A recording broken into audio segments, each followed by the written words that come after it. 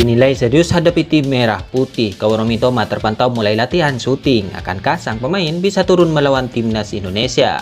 Pengamat mengatakan timnas Indonesia membutuhkan Ramadan Sananta dan Sen Patinama untuk melawan timnas Jepang di laga pamungkas.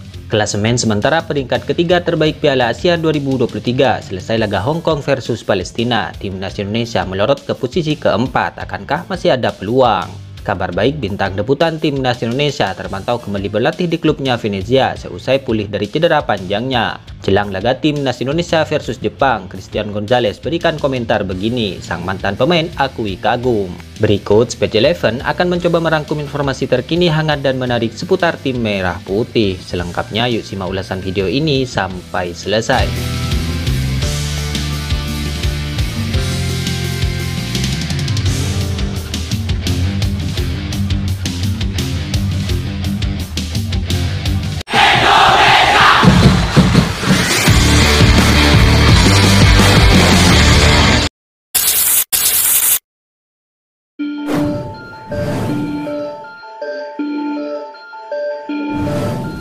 Klasemen sementara peringkat ketiga terbaik Piala Asia 2023 setelah pertandingan timnas Hong Kong versus Palestina akan diulas dalam video ini. Kini timnas Palestina sendiri ada di puncak klasemen, sementara posisi timnas Indonesia langsung menurut ke urutan keempat.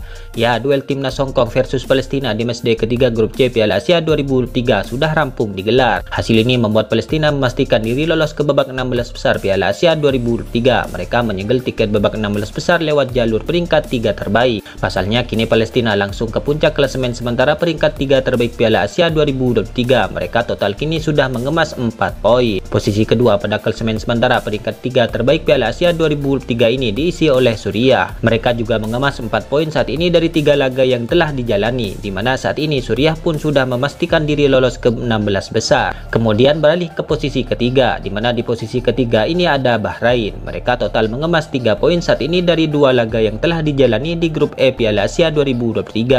Lalu di mana posisi timnas Indonesia saat ini? Kemenangan Palestina atas Hong Kong membuat skuad Garuda langsung turun peringkat ke posisi keempat di klasemen sementara peringkat ketiga terbaik Piala Asia 2023. Timnas Indonesia total mengemas 3 poin dari 2 laga yang telah dijalani.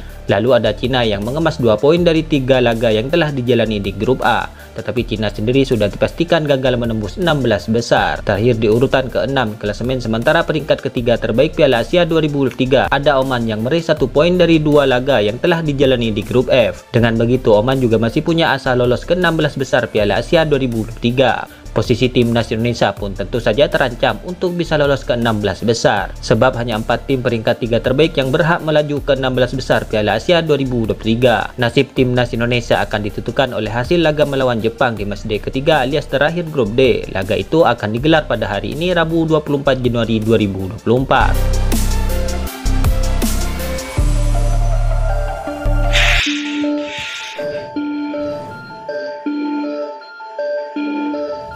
Kabar berikutnya kini datang dari calon pemain bintang timnas Indonesia, Jay Itzes. Ya, timnas Indonesia kini mendapatkan kabar gembira dari calon pemain debutan anyar yaitu Jay Itzes.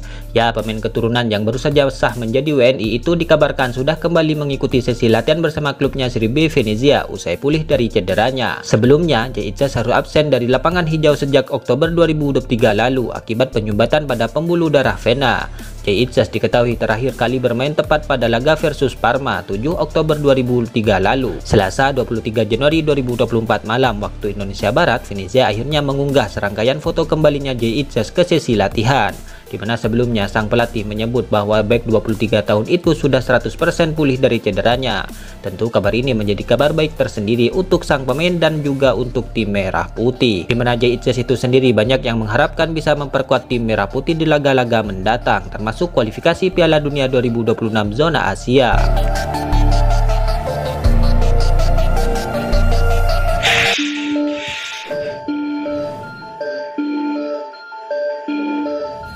Timnas Indonesia kini berstatus tim dengan rata-rata umur termuda di putaran final Piala Asia 2023. Meski begitu, skuad Garuda dianggap masih membutuhkan peran pemain senior. Pelatih Timnas Indonesia, Coach Sintayong, memang membuat gebrakan sejak menjabat pada akhir 2019.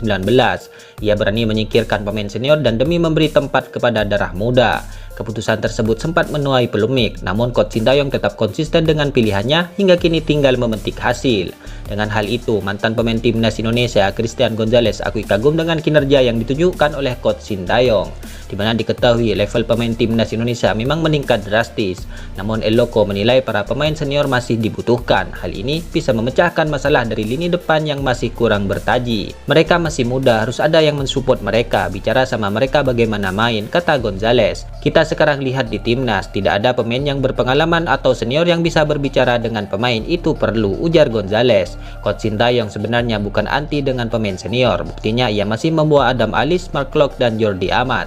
Namun pengalaman Gonzalez juga cukup masuk akal. Para pemain senior yang lebih banyak pengalaman bisa berperan sebagai mentor. Seharusnya selalu ada pemain senior di tim, mungkin 2 atau 3 pemain walaupun mereka tidak main, tapi harus ada di tim untuk bisa kasih semangat atau motivasi, tutup Gonzalez.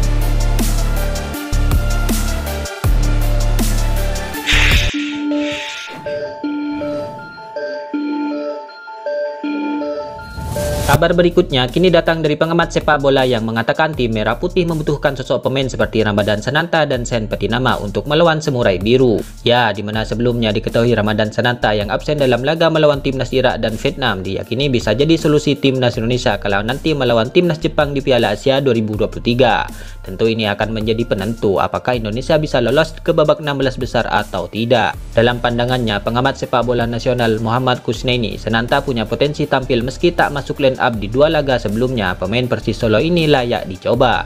Menurutnya Indonesia butuh pemain berkarakter seperti Sananta saat melawan Jepang. Pada saat yang sama, Sananta juga dibutuhkan menit bermain agar kualitasnya semakin terasa di masa yang akan datang. Saya pikir Coach Sintayong harus memberi ruang kesempatan kepada Sananta. Timnas ini butuh pemain yang lebih klinis. Sananta ini lebih klinis dibanding Hoki dan Rafael, kata Kusneni pada cnnindonesia.com. Saat ini menurut saya striker lokal yang paling bagus rasio golnya ya Sananta. Ini bagus untuk perkembangan pemain itu sendiri dan Indonesia butuh Sananta yang semakin baik, ujar sang pengamat. Pemain lainnya yang dianggap dibutuhkan untuk melawan Jepang adalah Sen Petinama. Bek sayap kiri ini juga bisa menjadi senjata melawan agresivitas pasukan Samurai Biru. Arhan saat melawan Vietnam main bagus dibanding laga pertama, dia main lebih solid. Saya pikir lawan Jepang nanti Sen Petinama punya peluang. Meski Arhan pernah main di Jepang, karakter main Jepang itu nanti menurut saya akan cukup membuat Arhan kerepotan. Sen Petinama juga bisa menjadi opsi. Tenaganya akan sangat membantu timnas Indonesia, tutup sang pengamat.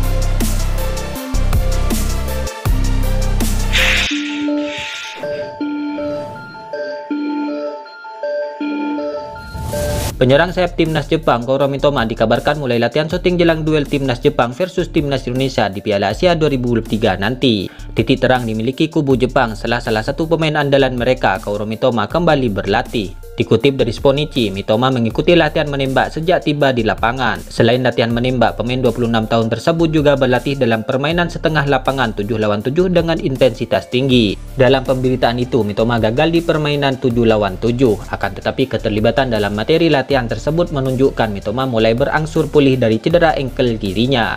Namun Kouro Mitoma dalam beberapa hari terakhir kabarnya terancam absen dalam duel timnas Jepang versus timnas Indonesia. Mitoma sempat diklaim tidak terlihat di hadapan media dalam sesi latihan Samurai Biru selama 2 hari belakangan ini. Mitoma tidak latihan di lapangan terbuka, melainkan di ruang tertutup guna pemulihan kondisinya. Tanpa Mitoma, pelatih Hajime Mariyasu mengandalkan Kyoto Nakamura dan Takumi Minamino di sektor kiri serangan. Itulah ulasan terkini hangat dan menarik seputar tim Merah Putih yang dapat kami sajikan hari ini. Jangan lupa dukung terus tim Merah Putih di channel ini dan salam olahraga.